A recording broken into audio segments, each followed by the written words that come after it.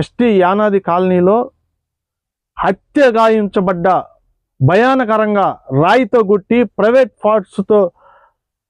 Parts దగ్గర కాలుతో ఎగిసి తన్ని హత్య చేసిన దశరథ నాయుడు, హత్య గావించబడ్డ బుట్ల సేనయ్య, ఆమె భార్య ఇక్కడ మన దగ్గర ఉంది.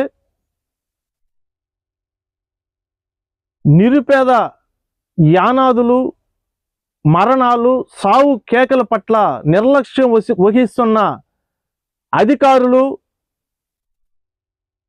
సంబంధిత ప్రజా ప్రతినిధులు చాలా దురదృష్టకరం.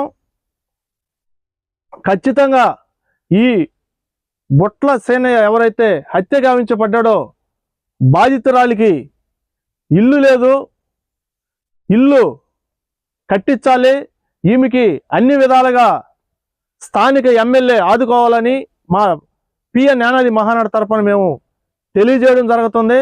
అదేవిధంగా ఇంత ఘోరాతి ఘోరంగా బుట్ల సేనని హత్య చేసిన అంతకుడు దశరథ నాయుడిని మీడియా ముందర ప్రవేశపెట్టి నడి రోడ్డుపై నడిపించి ఇంకొకసారి నిరుపేద యానాదులు జోలికొస్తే ఎలాంటి శిక్షలు పడతాయని ఒక బయటి ప్రపంచానికి తెలియజేయాలి.